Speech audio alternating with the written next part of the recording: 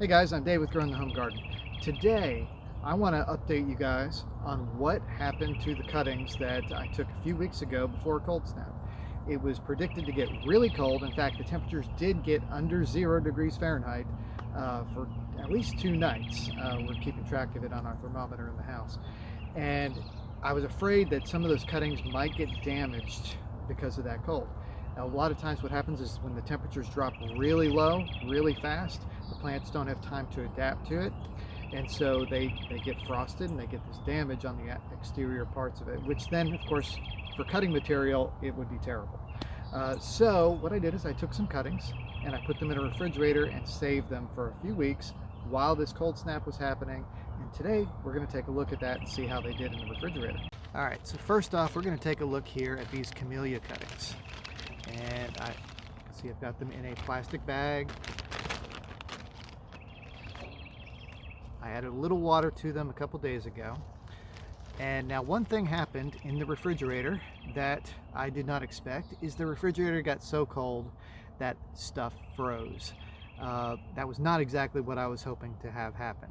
So I'm just wanting to come and take a look and see what the ends of these cuttings look like, what the leaves look like, if there's any damage. And really the leaves look really good still. I don't see any major issues with them. This particular cutting didn't have anything on the very top part of it to begin with, but you can see that here. It's a little wet down there, but what we'll do is, because all of these cuttings will need to trim off the bottom node to have a fresh spot to apply rooting hormone with. So I'm going to cut this right here at this little angle, and that did not cut so well. Pruners are not so great. All right, so I'm looking here at the end of the cutting, and hopefully that will focus, and it looks nice and green still. You can see the cambium layer right around the edge of it, and it looks good. So we're gonna count that as a success here, trim off a few of the leaves at the bottom in this top part here, and that will be the cutting that we end up sticking. I'm gonna leave a few more leaves at the top just so that it has plenty of sunlight opportunity to gather energy and stuff like that. So we're going to take a look at another one here, and it's in a very similar state. I don't see any major issues with it. Cut off the end and looks good, no rot. And on this particular one, I'm going to trim off this very top piece right here like that. So we're approximately 6 inches or so long, maybe give or take a little bit. But we're going to go through and do that for all of these cuttings here, and they're all looking really good for being stored in a refrigerator that froze at the bottom. So those are the Camellia cuttings. I'm going to cut these all back, and then I'll flash back over here to the next set of cuttings, which I believe are yew. All right, so we're opening up the yew and actually boxwood. I stored them in the same bag here, and both of these are very, very good to root plants. Check this out here, no real damage at the bottom. Leaves all look really good, nice and green. They haven't gotten any of that little brown kind of tint to it that a lot of times things happen after they get frosted. So what we're going to do with all these cuttings, we're just trimming off the end a little bit to get a nice fresh cut like there, and we're going to use that cut end to stick into our rooting hormone and then into our medium, which in this case I'm going to be using just some sand. Now let's unwrap these boxwood cuttings and see how they look down here at the bottom. And they all look pretty decent, okay?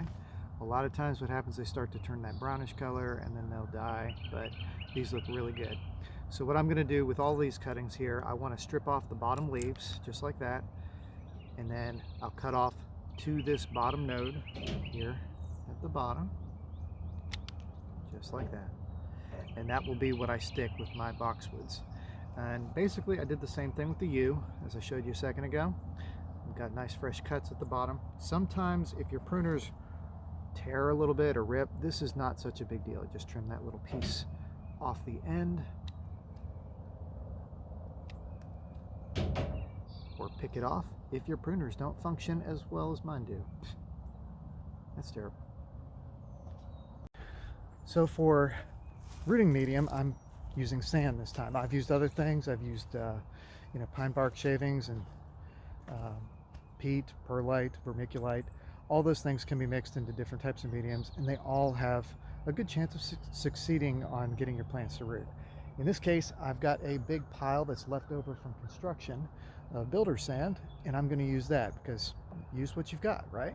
Now, I've also got this, which is a lettuce container from the grocery store.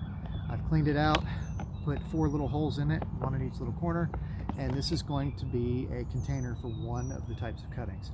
I'll probably put the U in this, probably do Boxwoods in the other, and Camellia in yet a third container. So we're just going to fill that up, and then once we have it full, we're going to add water to it first so that it gets fully saturated with water. It doesn't have to go all the way up, just enough that the cuttings are going to stick into the medium and not have any risk of falling over.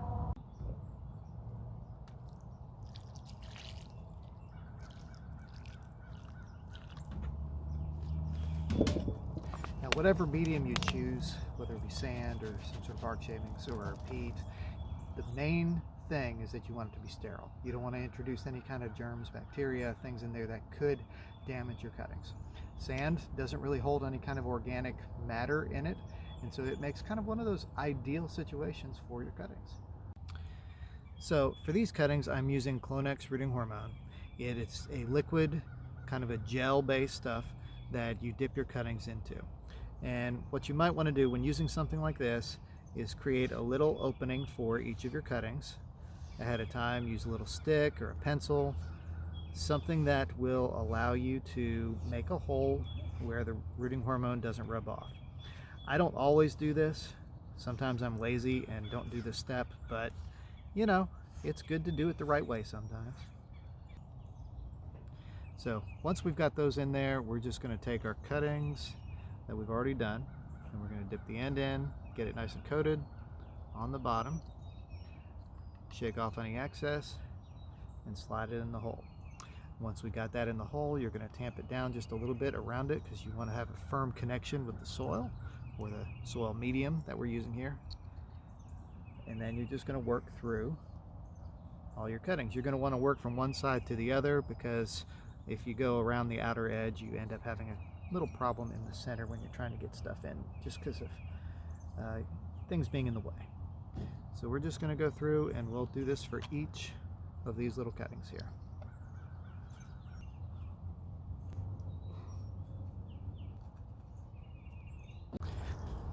Now, what is nice about doing cuttings in a clear container is that you can actually see the roots form toward the bottom.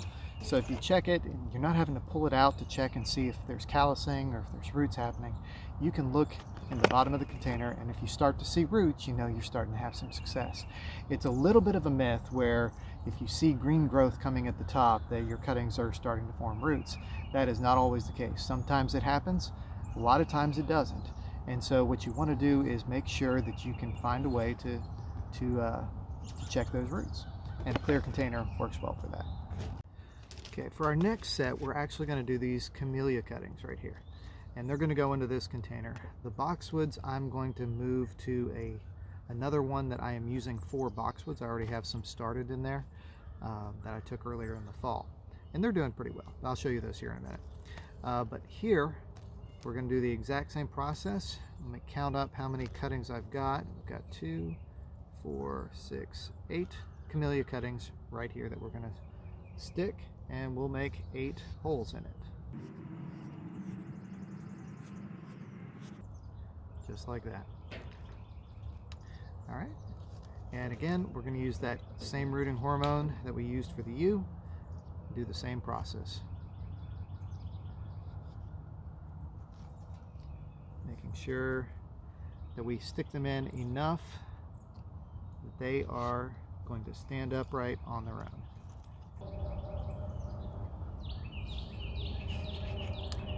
And I think I miscounted one. So I'm just going to stick that in anywhere. All right, now what I've discovered about Camellia cuttings is they do take a while to root. I think this might be the ideal time to do them before spring happens in the winter when things are still dormant. So we'll see how these grow. Hopefully, maybe a few weeks into spring, we'll get some rooting on them. I've had them go as long as a year before actually getting some roots on them. The leaves were good. They didn't die. So as long as they're not dead, I just keep them going until they do eventually root. Some things just take longer. Now with any cuttings, you're going to want to make sure that you keep them in a spot where they're not in direct sun, some nice shade. Morning sun's a little okay, but you want to make sure that it's not getting too much sun to dry them out too quickly. Now some plants benefit from rooting hormone, other plants don't necessarily need it. Boxwoods don't actually need rooting hormone. So what I'm going to do is I'm just going to add them to the cuttings that I've already got going. So let's flip the camera around so you can see that. So here you can see the flat of boxwood cuttings. They're all doing pretty well. They're nice and green. No issues whatsoever with them right now. So we'll see. In spring they should start doing some nice rooting. But what we're going to do with these is we're going to slide them all into the same hole. I made a hole that's big enough to house them all, and I'm going to put them all in there, and I'm going to tuck it in nice and tight. And hopefully they will root that way. But we'll see. I'm not too concerned with them spread out on these other ones. They do really well. And what is nice about a flat like this is I can lift up the flat, look underneath, and see if roots are coming out of the little holes on the bottom side. That's usually a good sign that it's time to pot them up and put them into a larger container. On the bottom here, you can see the holes, and you can see the flat that I've got them in doesn't have holes. So that catches some water, allows this to stay nice and moist during the winter time, and then I just come out here and I drain it out periodically every couple of days, make sure that it's not getting too waterlogged, and gives the soil a little time to dry out. So that's really all there is to it for now, and next time we will have to see if these do root. It's probably going to be a couple months before I'll know, because they will take some time. Particularly the camellias may take half the summer. It might even be fall before they've actually rooted. The boxwood should probably root sometime in the spring, probably 4 or 5 weeks into the growing season. I would expect to see some rooting. And the yew cuttings would probably be about the same as the boxwoods. They do root pretty easily. So there you have it. The cuttings did well in the refrigerator, even though that it froze. So we will see how they go from here on out. But if this video was useful or helpful to you or interesting, please hit the like button, subscribe, and we'll catch you next time on Growing the Home Garden.